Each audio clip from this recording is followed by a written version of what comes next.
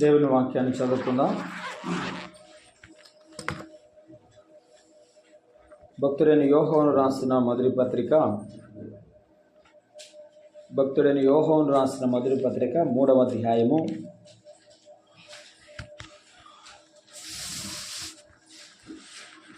3వ అధ్యాయము ప్రారంభం నుండి కొన్ని వచనాలను మనం చదువుకొని ప్రార్థన చేసుకుందాం.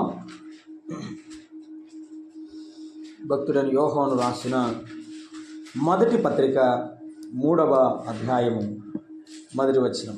మనము దేవుని పిల్లలమని పిలువబడినట్లు తండ్రి మనకెట్టి ప్రేమ అనుగ్రహించును చూడుడి. మనము దేవుని పిల్లలమే. ఈ హేతువు చేత లోకము మనలను ఎరుగదు, ఎలయనగా అది ఆయనను ఎరుగలేదు. ప్రియులారా, ఇప్పుడు మనము దేవుని పిల్లలమై ఉన్నాము. మనం ఇక ఏమవుదుమో అది ఇంకా ప్రత్యక్షపరచబడ లేదు, కానీ ఆయన ప్రత్యక్షమైనప్పుడు ఆయన ఉన్నట్లుగానే ఆయనను చూతుము. గనుక ఆయనను పోలి ఉందుమని ఎరుగుదుము. ఆయన యందు ఈ నిరీక్షణ పెట్టుకున్న ప్రతివాడును ఆయన పవిత్రుడై ఉన్నట్టుగా తన్ను పవిత్రునిగా చేసుకొనును. పాపము చేయు ప్రతివాడు ఆజ్ఞను అతిక్రమించును. ఆజ్ఞాతిక్రమమే పాపము. పాపములను తీసివేయుటకై ఆయన ప్రత్యక్షమాయనని మీకు తెలియను. ఆయన యందు పాపమేమీ లేదు. ఆయన యందు నిలిచి ఉండువాడెవడును పాపము చేయడు. పాపము చేయువాడెవడును ఆయనను చూడను లేదు, ఎరుగును లేదు. చిన్నపిల్లలారా, ఎవరిని మిమ్మును మోసపరచనీయుకుడి. ఆయన నీతిమంతుడైనట్టు నీతిని జరిగించు ప్రతివాడు నీతిమంతుడు. అపవాది మొదటి నుండి పాపము చేస్తున్నాడు గనుక పాపము చేయువాడు అపవాది సంబంధి. అపవాది యొక్క క్రియలను లయపరచుటకే దేవుని కుమారుడు ప్రత్యక్షమాయను. దేవుని మూలముగా పుట్టిన ప్రతివానిలో ఆయన బీజము నిలుచును గనుక వాడు పాపము చేయడు, పాపము చేయ చాలడు. వాడు దేవుని మూలముగా పుట్టినవాడు గనుక పాపము చేయజాలడు. దీనిని బట్టి దేవుని పిల్లలెవరో అపవాది పిల్లలెవరో తేటపడును. నీతిని జరిగించని ప్రతివాడును తన సహోదరుని ప్రేమింపని ప్రతివాడును దేవుని సంబంధులు కారు. మన ఒకరినొకడు ప్రేమింపవలని అనున్నది మొదటి నుండి మీరు వినిన వర్తమానమే కదా. మనము కయ్యూని వంటి వారమై ఉండరాదు. వాడు దుష్టుని సంబంధి అయి తన సహోదరుని చంపెను. వాడు అతన్ని ఎందుకు చంపెను?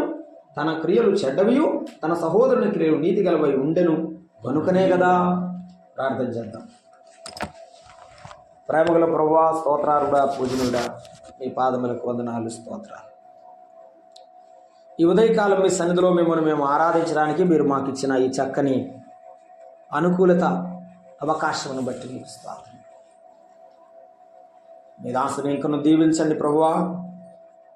మీ రాజ్య వ్యాప్తి కొరకై అనేకాత్మ రక్షణార్థమై వాడుకోమని వేడుకుంటున్నాం.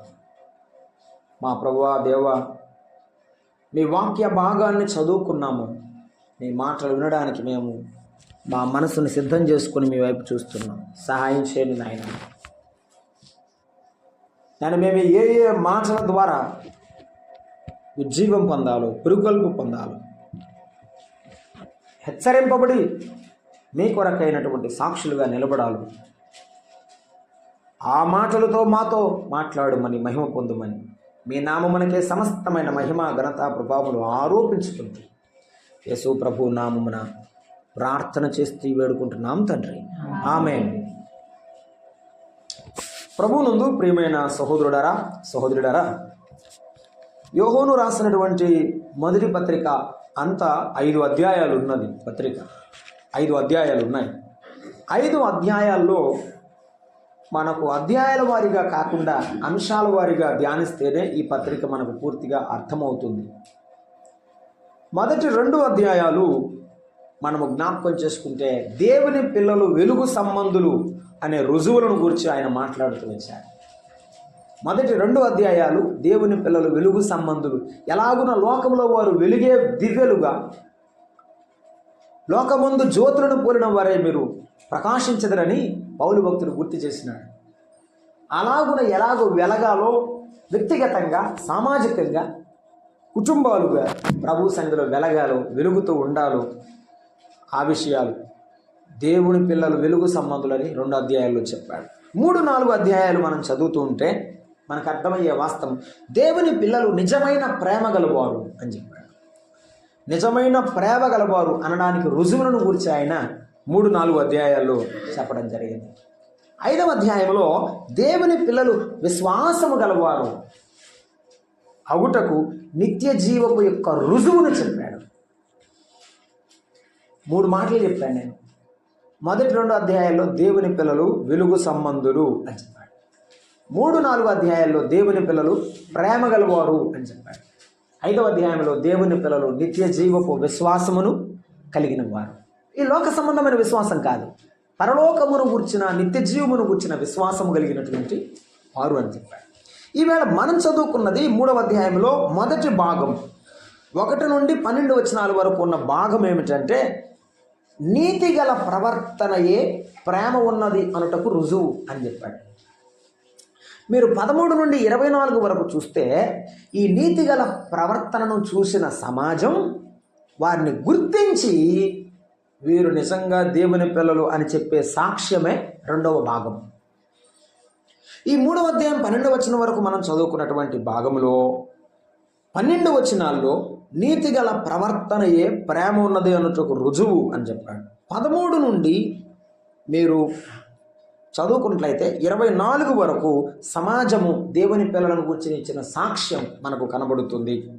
4వ అధ్యాయంలో మిగిలిన విషయాలు ఉన్నాయి, మనం చూద్దాం. 12 వచనాల్లో జ్ఞాపకం చేసుకుందాం. చూడండి, 3వ అధ్యాయంలో మొదటి 12 వచనములు మనం జ్ఞాపకం చేసుకుంటున్నాం. మొదటి 12 వచనాల్లో మొదటి వచనం చెప్తున్నారు. 3వ అధ్యాయం 12వ వచనం మొదటి వచనం, మనము దేవుని పిల్లలమని పిలువనబడినట్లు తండ్రి మనకెట్టి ప్రేమను అనుగ్రహించునో చూడుడి. తండ్రి మనకు చూపెట్టిన ప్రేమ అది. అమ్మా, మనము ప్రేమ గలవారమని తెలియాలి అంటే, మనము ప్రేమ గలవారముగా మారిపోవాలి అంటే మనం ఎవరిని చూడాలట? తండ్రి ప్రేమను మనము చూడాలి. తండ్రి ప్రేమ మనకి ఎట్టి ప్రేమను అనుగ్రహించాడో అది చూడండి. ఎట్టి ప్రేమ అనుగ్రహించి మనము దేవుని పిల్లలము అయ్యేటట్టుగా ఆయన ప్రేమ చూపించాడు. మనము దేవుని పిల్లలమే అని చెప్పాడు ఆయన. దేవుని పిల్లలు ఎలా అయ్యాము? యోహాను సువార్త 1వ అధ్యాయం చూడండి. యోహాను సువార్తలో యోహాను భక్తుడు, ఇదే భక్తుడు యోహాను సువార్త రాశాడు కదా.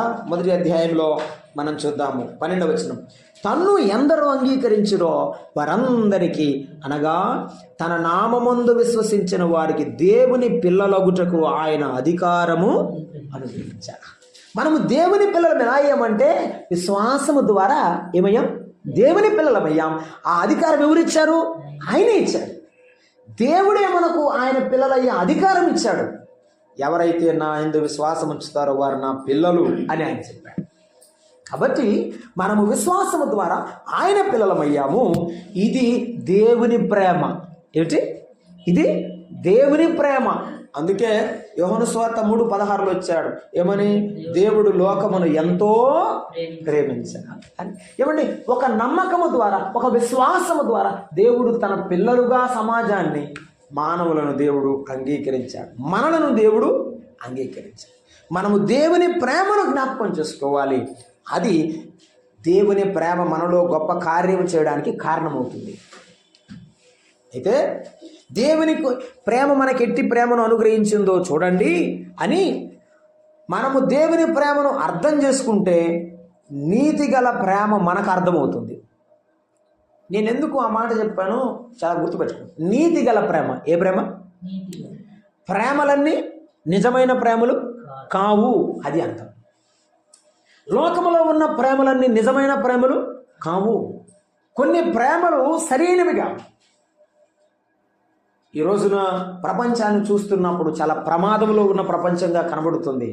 ఎందుకంటే సంబంధం లేని సంబంధాలు లేని సమాజం, ప్రేమ లేని సమాజం అనిపిస్తుంది. దేవుని ప్రేమే నిజమైన ప్రేమ, స్వచ్ఛమైన ప్రేమ, ఏ కల్తీ లేని ప్రేమ. ఆ ప్రేమ మనలో ఉండాలి. అప్పుడే మనము నీతిగల వారమవుతాము. నీతిగల ప్రేమ మనదవుతుంది. కాబట్టి దేవుని ప్రేమను అర్థం చేసుకున్నవాడు, దేవుని ప్రేమను అర్థం చేసుకున్నవాడు నీతిగల ప్రేమను సంపాదిస్తాడు. ఒక విషయం, యేసయ్యను చూడాలి. ప్రభువారి దగ్గరికి వచ్చి, ప్రభువా నీవు ఎక్కడ నివసిస్తున్నావు అంటే ప్రభు అన్నాడు, వచ్చి చూడండి అన్నాడు. ఆయన నివసించే ప్రదేశాన్ని చూడడానికి వారు వెళ్ళి ఆయన నివసించే ప్రదేశాన్ని చూశారు. ఇదే భక్తుడు మొదటి యోహాను పత్రికలో మొదటి అధ్యాయంలో మనకి అక్కడ మాట్లాడుతూ అంటాడు. చూడండి ఏం చూశాడు యేసు ప్రభువులో. మొదటి యోహాను పత్రిక మొదటి అధ్యాయము మొదటి వచనం, జీవవాక్యమును గూర్చినది. జీవవాక్యం అంటే యేసు ప్రభువే, ఆయనే వాక్యం. ఆది నుండి ఏది ఉండెనో మేమేది వింటిమో, కన్నులారా ఏది చూచితేమో, ఏది నిదానించి కనుగొంటిమో, మా చేతులు దేనిని తాకి చుచ్చినో అది మీకు తెలియచేయుచున్నాము అన్నాడు. మేమేమి చూసామో దాన్నే చెప్తున్నాము అన్నాడు. యేసయ్యను మేము చూసాము, ఆయన దైవస్వరూపి అని మాకు అర్థమైంది. మేము చూసాము, మేము నమ్మాము, మీకు చెప్తున్నాము. ఈవేళ మనం కూడా యేసుక్రీస్తు ప్రభు యొక్క ప్రేమ మన జీవితంలో, మనము ఎప్పుడు మన జీవితంలో దేవుని ప్రేమను చూసామో అది మరొక గుర్తుంచుకోవాలి. యేసు ప్రభువుని నమ్మక మునుపు మన జీవితం ఎలా ఉంది, యేసు ప్రభువుని నమ్మిన తర్వాత మన జీవితం ఎలా మారిపోయింది. ఈనాడు ఎంతోమంది తాగుబోతులు మార్చబడుతున్నారు, జూదగాళ్ళు మార్చబడుతున్నారు. వారి జీవితాలు పూర్తిగా మారిపోయి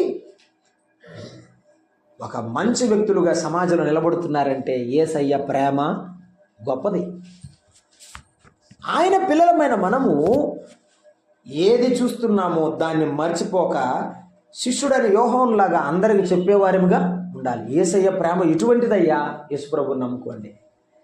యేసయ్య ప్రేమ ఎంతో గొప్పది అని యేసు ప్రభు ప్రేమను గురించి చెప్పాలి.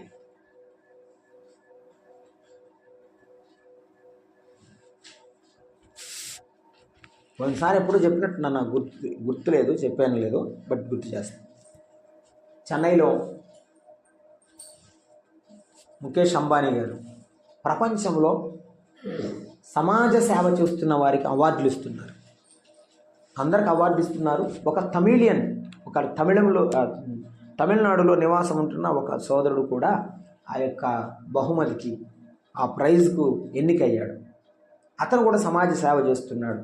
అతను చేసే సమాజ సేవ ఏంటంటే, ఒక ఆటో ఉంటుంది తనకి, ఆటో వెనక ఒక పోస్టర్ పెట్టాడు. ఏమనంటే, ఎక్కడైనా మీకు చనిపోయిన అనాథ శవం దొరికితే చెప్పండి, నేను వచ్చి ఆ శవాన్ని తీసుకెళ్ళి భూస్థాపన చేస్తాను, లేకపోతే ఖననం చేస్తాను, నేనే తీసుకెళ్తాను, మీరు చెప్తే చాలు నేను వచ్చేస్తాను అని చెప్పి అతడు కొన్ని సంవత్సరాలుగా ఆ పని చేస్తున్నాడు. ఎవరు సమాచారం అందించారో తెలియదు, కానీ రిలయన్స్ కంపెనీ అధినేత ముఖేష్ గారు తెలుసుకున్నారు. అలాంటి వాళ్ళని కొంతమందిని ఎంకరేజ్ చేస్తూ, ప్రోత్సహిస్తూ ఈయన కూడా పిలిచారు. అతని పేరు రాజు అన్నమాట. రాజు ఆ స్టేజ్ మీదకి వచ్చిన తర్వాత అంబానీ గారు ఆయన పక్కనే ఉన్నాడు. ఉండి, ఏమండి మీరు ఇలా ఎలా చేయగలుగుతున్నారు అన్నాడు. ఒక అనాథ శవాన్ని తన సొంత బంధువులైనట్టుగా మీరు అందరికి ఇలా ఎలా సేవ చేయగలుగుతున్నారు, ఇంత ప్రేమ మీకు ఎక్కడదని అడిగాడు. ఆయన ఆ స్టేజ్ మీద, ఆ సహోదరుడి పేరు రాజు, ఆయన ఏడుస్తూ ఒక మాట చెప్పాడు. ఆయన అన్నాడు ఇంకొక మాట, మీరు సమాజంలో ఒక హీరోలాగా ఉన్నారు అన్నాడు. అంటేను, నేను హీరోని కాదు సార్, నా హీరో మాత్రం నా యేసయ్యే అని చెప్పాడు. ఒకప్పుడు నేను తాగుబోతున్న ఈ రోడ్ల మీద ఎక్కడ పడిపోయి ఉన్నా కూడా నాకు తెలియదండి. మా ఊరిలో ఉన్న జనం ఎవరో ఒకరు నన్ను తీసుకెళ్ళి మా ఇంటి దగ్గర చేర్చేవాళ్ళు. ఈ రోజున యేసయ్య నన్ను దర్శించి నన్ను క్షమించాడు కాబట్టి నేను నా వ్యసనాలన్నీ మానేశాను.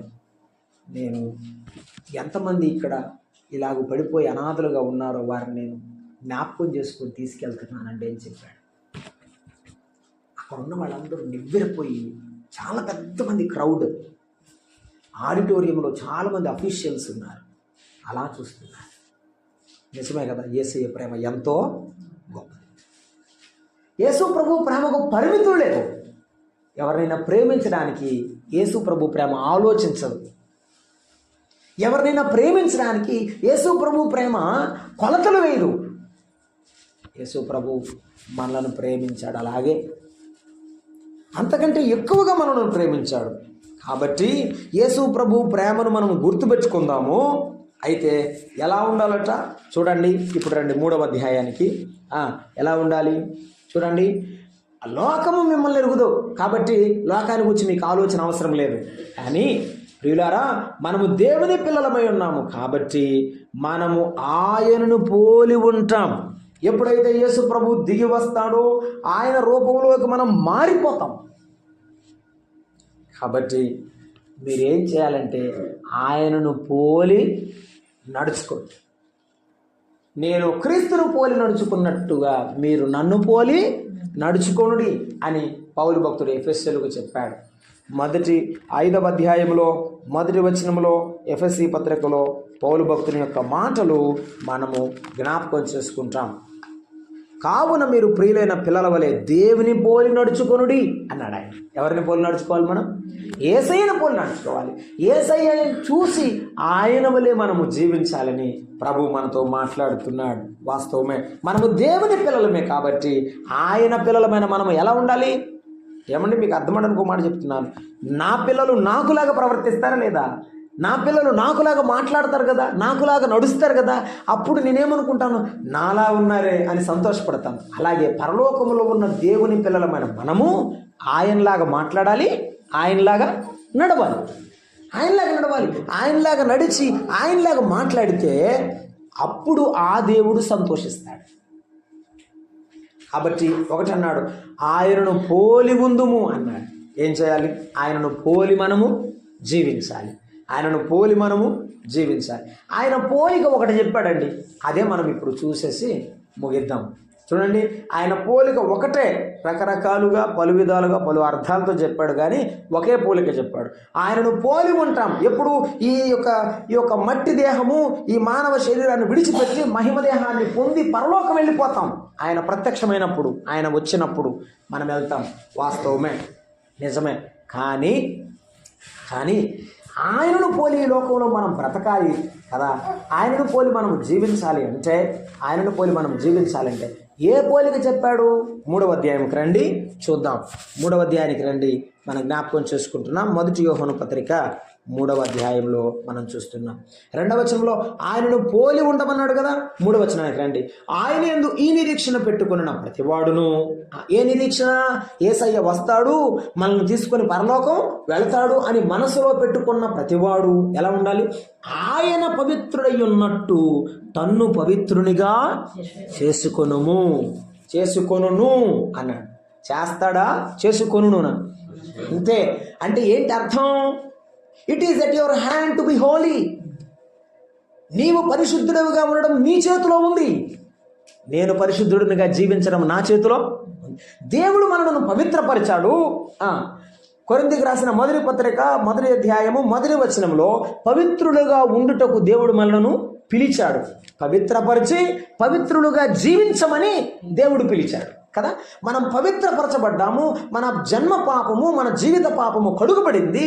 మనము దేవుని పిల్లలమయ్యాము. అదే సందర్భంలో ఆ పవిత్రతను కాపాడుకుంటూ జీవించాలి. ఆ పవిత్రతను కాపాడుకునే బాధ్యత ఎవరి మీద ఉంది? మన మీద. ఆ పవిత్రతను కాపాడుకుని, అందుకే అంటున్నాడు ఆయన పవిత్రుడై ఉన్నట్టుగా తన్ను పవిత్రుని చేసుకొనును అన్నాడు. కాబట్టి మనం ఏం చేయాలి? మనము పవిత్రులుగా మనమే జాగ్రత్త చేసుకోవాలి. పేతురు రాసిన పత్రికలో చూడండి, మనమందరం పెరిగిన మాట మీకు జ్ఞాపకం చేస్తున్నాను. పేతురు రాసినటువంటి పత్రికలో మనం చూస్తున్నాం. పేతురు రాసిన 1వ పత్రిక 1వ అధ్యాయము మనము జ్ఞాపకం చేసుకుంటున్నాం. 16వ వచనం. కావున మీరు విధేయులకు పిల్లలై, మనం పిల్లలమే కదా, మనం దేవుని పిల్లలం, ఆయనకు విధేయులమై మీ పూర్వపు అజ్ఞాన దశలో మీకుండిన ఆశలను అనుసరించి ప్రవర్తింపక, అంటే పాత జీవితం మనలో లేకుండా మిమ్మును పిలిచిన వాడు పరిశుద్ధుడయ్యున్న ప్రకారము మీరును సమస్త ప్రవర్తన యందు పరిశుద్ధులై ఉండాలి. మన పరిశుద్ధత దేంట్లో ఉండాలి అంటే ఇప్పుడు చెప్తున్నాడు, సమస్త ప్రవర్తనలో. మన చూపులో చెడ్డ చూపు, మన ఆలోచనలో చెడ్డ ఆలోచన, మన యొక్క నడకలో దేవుని యొక్క దైవ సంబంధమైన భయముతో కూడిన నడక, లోకములో వారి వలె కాకుండా మనము వేరుగా జీవించాలి. పవిత్రతలో అందుకే అన్నాడు పౌలు భక్తుడు తిమోతికి రాసిన పత్రికలో, నీవు నా కుమారుడా నా ప్రియమైన కుమారుడా, నీవు మాటలోను పవిత్రతలోను విశ్వాసులకు మాదిరిగా ఉండుము అని చెప్పాడు. మనం ఎవరికి మాదిరిగా ఉండాలి అంటే విశ్వాసులకి, మన చుట్టుపక్కల ఉన్న వారికి పవిత్రతలో మాదిరిగా ఉండాలి. మనము పవిత్రత కలిగి ఉండాలి. ఎందుకంటే మన దేవుడు పవిత్రుడు, మన ప్రభు అయిన యేసుక్రీస్తు వారు పవిత్రుడు. చదువుతారా?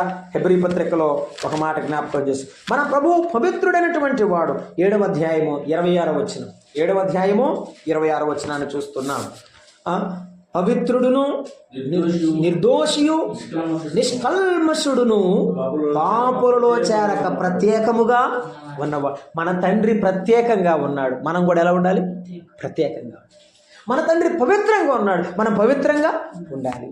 ఆయన పవిత్రుడు కాబట్టి మనం పవిత్రులముగా జీవించాలి. మన పవిత్రతను మనము కాపాడుకోవాలి.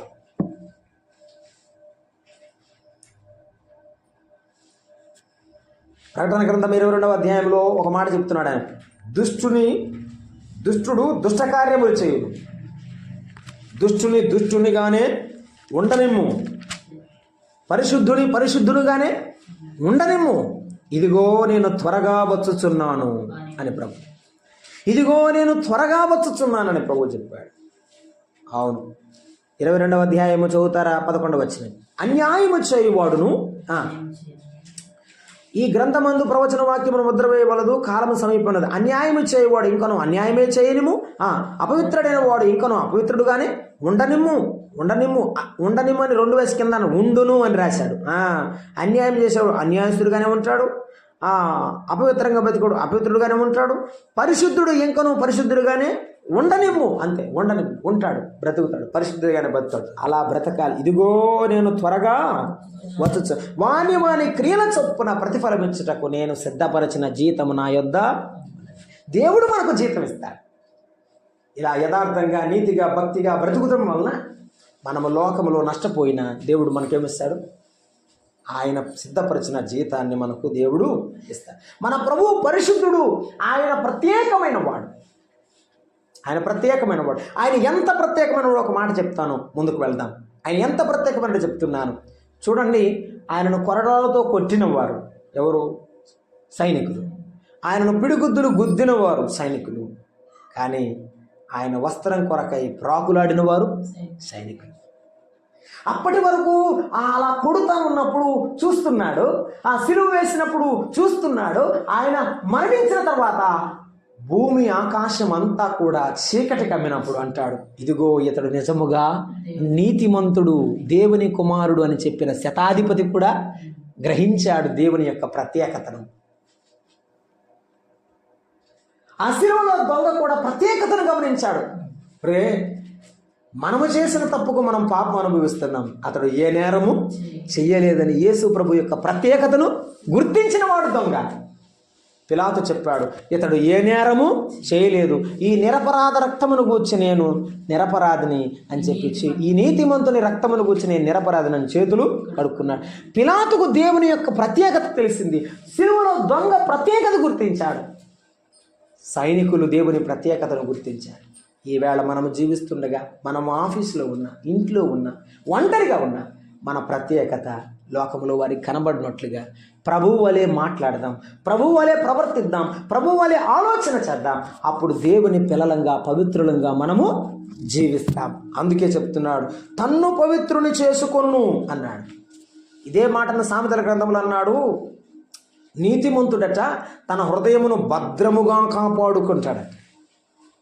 తన హృదయమును భద్రముగా కాపాడుకుంటాడు. మరొక సందర్భంలో చెప్పాడు, అసలు పట్టణమును పట్టుకుని వానికంటే తన హృదయమును తన మనస్సును స్వాధీనపరుచుకుని వాడే శ్రేష్టమైన వాడు, శక్తి గలవాడు. వాస్తవమే, ఈనాడు హృదయాన్ని స్వాధీనం చేసుకోలేక శరీరాలు పాడు చూసుకునే యవన బిడ్డలు ఎంతోమంది ప్రపంచంలో ఉన్నారు. దేవుని పిల్లలమైన మనము భక్తి కలిగి ఉందాం, పవిత్రతను కాపాడుకుందాం. పవిత్రులముగా ఉండడానికి ప్రభు మనను పిలిచాడు కనుక ఆయన వలె మనము జీవిద్దాం. మరొక మాట చూడండి అదే భాగాన్ని, అదే విషయాన్ని మరొక పని చెప్తున్నాడు. యోహాను రాసిన మొదటి పత్రిక 3వ అధ్యాయంలో ఆ మాట చూస్తున్నాం. 3వ అధ్యాయం 4వ వచనం, పాపము చేయు ప్రతివాడు ఆజ్ఞను అతిక్రమించు. ఆజ్ఞాతిక్రమమే పాపం, అంతే. ఆజ్ఞను అతిక్రమించకుండా ఉండడమే దేవుని మీద ప్రేమ ఉన్నది. ఏమండి, ఇదిగో నేను దేవుని ప్రేమించుచున్నాను అన్నాడు దావీదు భక్తుడు. ఎలా ప్రేమించుంటాడు? కానుకలు ఇచ్చా? ఎలా ప్రేమించుంటాడు? దేవునికి గొప్ప మందిరాన్ని కట్టించి నేను దేవుని ప్రేమించానని చెప్తున్నాడా? అంతకంటే ముందు దావీదు ప్రేమించాడు. అడవిలో ఉన్నప్పుడే, సితారా వాయించేటప్పుడే, దేవుని పాటలు పాడుతుంటే దేవుడు ఎంతో ఆనందించాడు. దావీదు మనసును ఎరిగి దావీదు నా ఇష్టానుసారుడని చెప్పి దావీదును రాజుగా దేవుడు కోరుకున్నాడు. ఎప్పుడు రాజు అయిన తర్వాత దేవుడు దీవించాడని తెలియట్లే. అడవిలో ఉన్నప్పుడే సౌలుకి చెప్పాడు ఏమని? రాజా, నా తండ్రి, నా దేవుడు, నేను గొర్రెలు కాస్తున్నప్పుడు ఒక సింహం వచ్చింది, దానిని నేను గొర్రె పిల్లలాగా చీల్చివేశాను. ఎలుగుబంటి వచ్చింది, దాన్ని కూడా చంపాను. వాటిలో నుండి తప్పించిన నా దేవుడు ఈ గొల్యాతు దగ్గర నుండి చేయలేడా అని చెప్పి సౌలుతో మాట్లాడి బయలుదేరి వెళ్ళాడు. చూసారా? అడవిలో ఉన్నప్పుడే దేవుని శక్తిని ఎరిగాడు. అంతఃపురంలోకి వచ్చిన తర్వాత దేవుని శక్తి కాదు. మన జీవితంలో కూడా మనం అర్థం చేసుకోవాల్సింది ఆయనను ఆజ్ఞను అతిక్రమించకుండా ఉండడమే మనము దేవుని ప్రేమించామని. ఒక విషయం చెప్తాను. ఈ శరీరం ఎవరిది? మనది అని మనం చెప్తాం. కానీ బైబిల్ ఏం చెప్తుందంటే మీ దేహము దేవుని వలన మీకు అనుగ్రహింపబడి ఉన్నది అని చెప్పాడు. కొరింథీయులకు రాసిన మొదటి పత్రిక 6వ అధ్యాయంలో మనము జ్ఞాపకం చేసుకున్నట్లయితే ఈ దేహము దేవుడు మనకిచ్చాడు. ఈ దేహముతో దేవుని మనము మహిమపరచాలి అని ఉన్నది. కాబట్టి ఈ దేహముతో దేవుని మహిమపరిచేవాడు ఆయన ఆజ్ఞను మేరకుండా ఉంటాడు. పాపము చేసేవాడు ఏం చేస్తున్నాడు? ఆయన ఆజ్ఞ మీరుతున్నాడు. నేను మీకు మరలా జ్ఞాపకం చేస్తాను అర్థమయ్యేటట్టు. దొంగిలవద్దు, అబద్ధమ సాక్ష్యము పలుకవద్దు, నరహత్య చేయవద్దు అని దేవుడు చెప్పాడు కదా. ఇవన్నీ చేసేవాడు ఏం చేస్తున్నట్టు? దేవుని మాటను ధిక్కరిస్తున్నాడంటే, దేవుని మాటను వ్యతిరేకిస్తున్నాడంటే.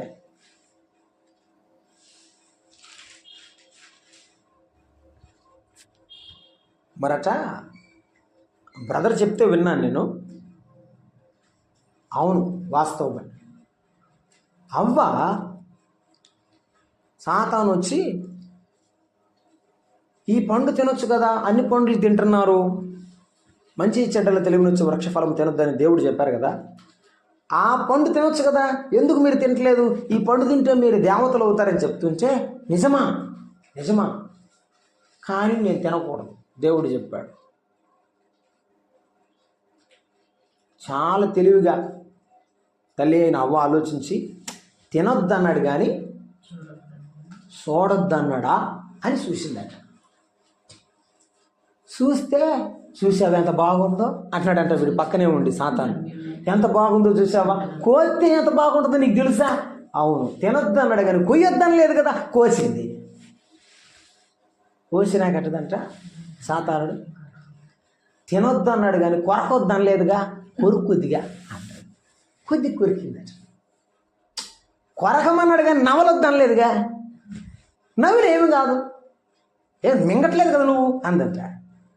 నవిలి ఎదిరికి నవిలాలి కానీ మింగిందంట.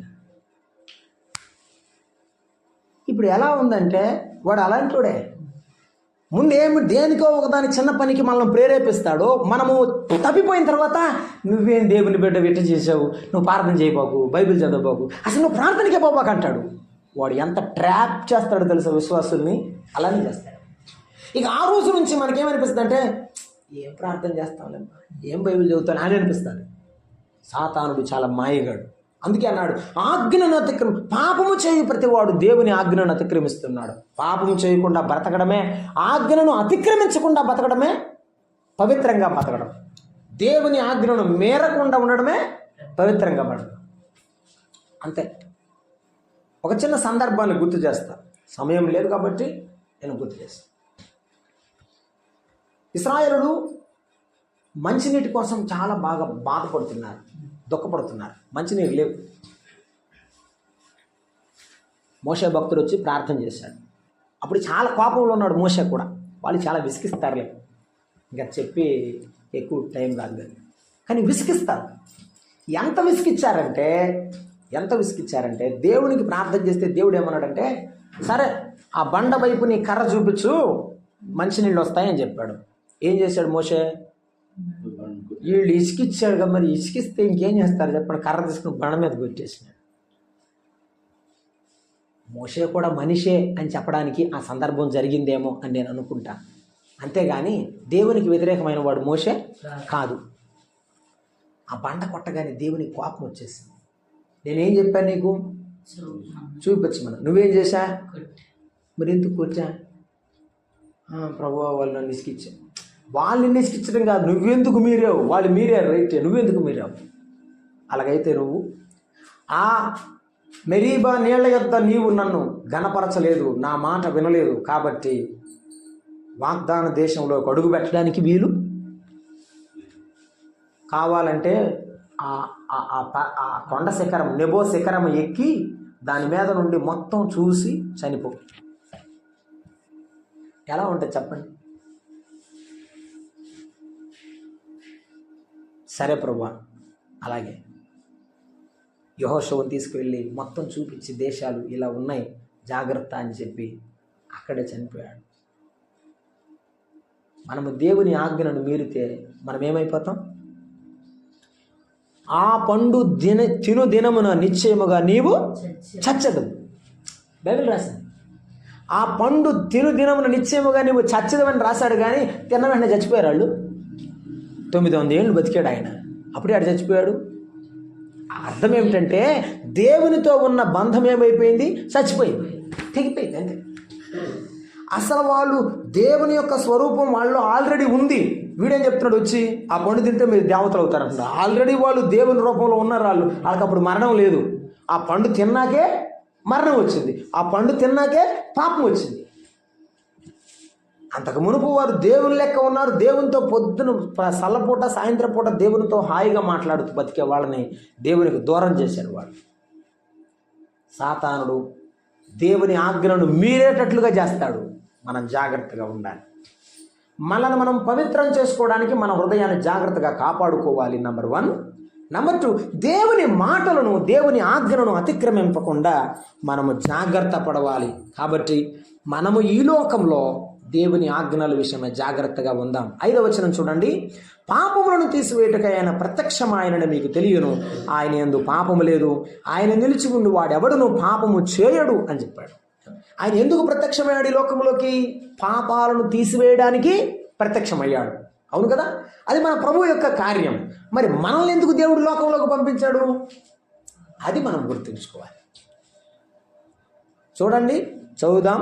ఇందాక నేను చదివినటువంటి మాటని మరల జ్ఞాపకం చేస్తాను. కొరింథీయులకు రాసిన మొదటి పత్రిక 1వ అధ్యాయం 2వ వచనం.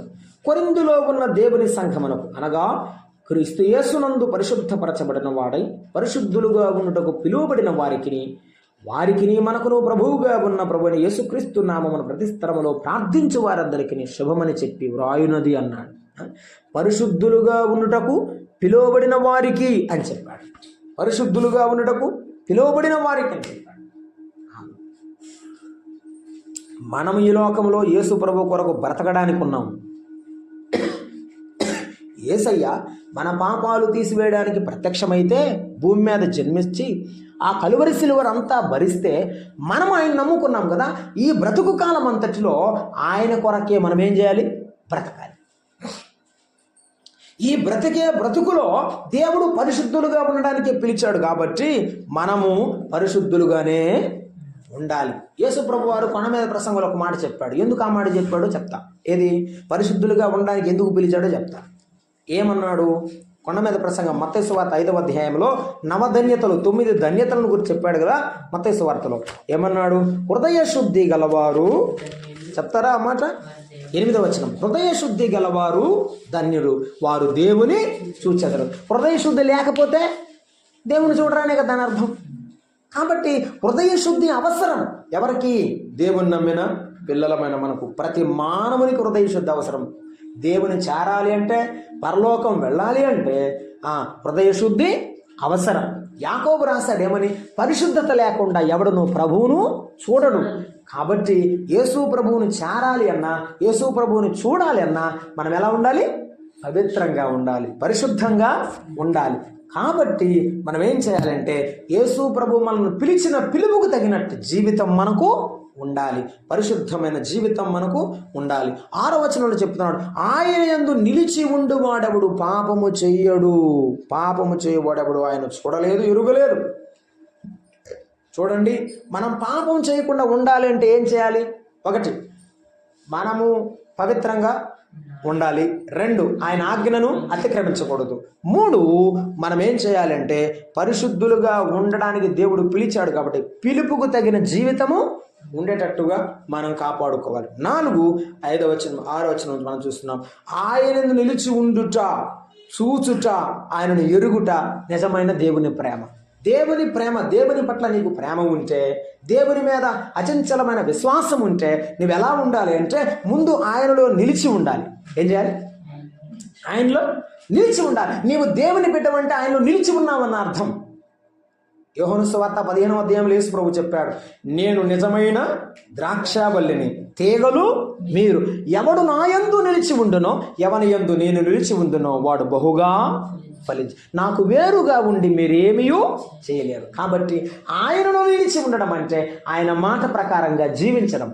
ఆయనలో నిలిచి ఉన్న మనము ఆయన మాట ప్రకారంగా జీవించున్నాము అని అర్థం. ఒకవేళ ఆయన మాట ప్రకారంగా జీవించకపోతే దేవుడు తప్పకుండా మనలను ప్రశ్నిస్తాడు. రేపు ఆయన తిరిగి వచ్చినప్పుడు అలా నమ్మకమైన మంచి దాసురాన్ని పిలిచే దాకా మనం అంత కష్టపడి జీవించాలి. మనం ఈ లోకంలో దేవుని కొరకు ఇష్టపడి జీవించాలి. సోమరివైన చెడ్డదాసురైన దేవుడు పిలవకుండా మనము జాగ్రత్త పడాలి. ఆయనను నిలిచి ఉండుట, మనము ఫలించుట, మనము యేసు ప్రభువుని ప్రేమిస్తున్నామని అర్థం. నేను ఒక మాట మీకు జ్ఞాపకం చేసి ప్రార్థన చేస్తాను. కోరిక, ఆశ ఎవరికి ఉండదు? యేసు ప్రభువుతో ఉండాలి, పరలోకం వెళ్ళాలి అని చాలా మందికి ఉంటుంది. ఉంటుందిగా? ఉంటుంది. ఒకడు యేసు ప్రభు దగ్గరికి వచ్చి ఏమన్నాడు? బోధకుడా ఏమన్నాడు? అసలు బోధకుడా అని పిలవటమే నాకు అర్థం కాలే ఫస్ట్. అందరూ యేసు ప్రభుని ఏమంటారంటే నమ్ముకున్నవాళ్ళు, ఆయన వెంబడించేవాళ్ళు ప్రభువా, యేసయ్యా అని పిలుస్తారు, తండ్రి అని పిలుస్తారు. కానీ ఈ యవనస్తుడు ఏమంటున్నాడు తెలుసా? బోధకుడా, నిత్య జీవం పొందుటకు నేనేమి చేయలేదు. నిత్య జీవం పొందుటకు నేనేం చేయాలని అడిగిన వాడు నిత్య జీవం కొరకేమీ ప్రయాసపడలేదు. అలాగూ నువ్వు చెప్పినట్టు నేను చేస్తానని కూడా అనలేదు. ఈ చేస్తున్నావా ఈ 10 ఆజ్ఞలు అంటే అన్నీ నేను చేస్తున్నాను, ఈ 10 ఆజ్ఞలన్నీ నేను అనుసరిస్తూ ఉన్నాను. ఇప్పుడు అలాగైతే నీకున్నదంతా విడిచిపెట్టి నన్ను వెంబడించమంటే అతడు మిగిలిన ఆస్తి గలగాడు కాబట్టి బాధపడుతూ దుఃఖపడుతూ వెళ్ళిపోయాడు. చూడండి, యేసు ప్రభు ఏది చెప్పాడో అది చేయడానికి ఇష్టం లేకపోతే మనం కష్టపడతాం, మనం బాధపడతాం. యేసు ప్రభు మనకు చెప్పిన దాన్ని మనం చేయాలి. అప్పుడే మనం ఆయనలో నిలిచి ఉన్నట్టు. రెండవది, ఆయన్ను చూడాలి. ఆయన ఎందుకు చూడాలి అంటే 90వ కీర్తనలో మోషే చెప్పాడు, ప్రభువా నీ యొక్క ముఖకాంతిలో మా రహస్య పాపములు కనబడుచున్నాయి. నీలో నాలో ఉన్న ప్రతి బలహీనత కనబడాలి. మనము సరిచేయబడాలంటే మొదట మనం ఆయనను చూస్తూ ఉండాలి, ఆయనను చూస్తూ ముందుకు వెళ్ళాలి. అప్పుడే దేవుని దీవెన మనకు కలుగుతుంది. మూడవది, ఎరుగుటయే నిత్య జీవం అన్నాడు. ఎరుగుట అంటే ఆయన శక్తిని ఎరుగుట, ఆయన బలాన్ని ఎరుగుట. అప్పుడే మనము దేవుని ప్రేమ గలవారమని అర్థమవుతుంది లోకానికి. దేవుని ప్రేమ మనలో ఉంటే, దేవుని పైన మనకు ప్రేమ ఉంటే ఇవన్నీ మనం చేస్తాం. దేవుని పైన మనకు ప్రేమ లేకపోతే, ఇది నిజంగా దేవుని ప్రేమించే వాళ్ళండి, దేవుడు అంటే వీళ్ళకి ఎంత ఇష్టమో, వీళ్ళకి దేవుని ప్రేమ ఎంతో ఉంది అని చెప్పాలి అంటే మనము దేవునిలో ఇలా ఉండాలి. ఇలా లేకపోతే మనము చాలా నష్టపోతాం. మన కొరకు యేసు ప్రభు వారు పరలోకం విడిచిపెట్టాడు. భూలోకంలో ఆయన జన్మించినప్పుడు ఎవరూ జన్మించిన జన్మ ఆయన మన కొరకు జన్మించాడు. ఆయన రిక్తుడుగా, దాసుడుగా, ఏమీ లేనివాడుగా ఈ లోకంలో జీవించాడు. మనందరి కొరకు మన పాపాలు తన భుజాన మోసి చనిపోయినాడు. అటువంటి యేసయ్యకు మనం ఏమి ఇవ్వగలం చెప్పండి? ప్రభువా, నీ మాట ప్రకారం బ్రతుకుతాను నాయన, నీ వాక్యపు వెలుగులో నా జీవితాన్ని చూసుకొని సరి చేసుకొని ముందుకు నడుచుకొని వెళ్ళిపోతాను ప్రభువా, అని మనం చెప్పాలి. అప్పుడే మనము దేవుని ప్రేమించిన వారం అవుతాము. దేవుని ప్రేమ మనలో ఉన్నదని ప్రపంచానికి తెలుస్తుంది. అలాగూ చేయటకు పరిశుద్ధాత్మకు సహాయం చేయను కాక. మిగిలిన విషయాలు తర్వాత మనం ధ్యానం చేద్దాం.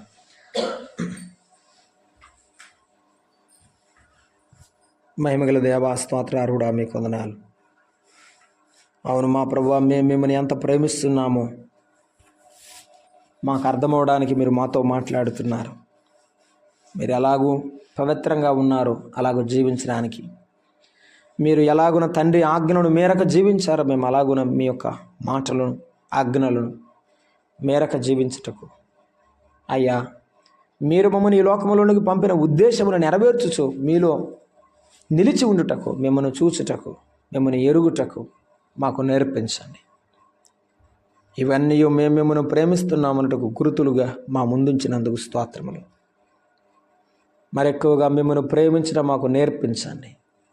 మీ శక్తిని మేము పొంది మీ ముందుకు వెళ్ళటకు సహాయం చేయమని మా ప్రభువును మా రక్షకుడైన యేసుక్రీస్తు నామమున ప్రార్థిస్తున్నాం తండ్రి. ఆమేన్. వందనాలు.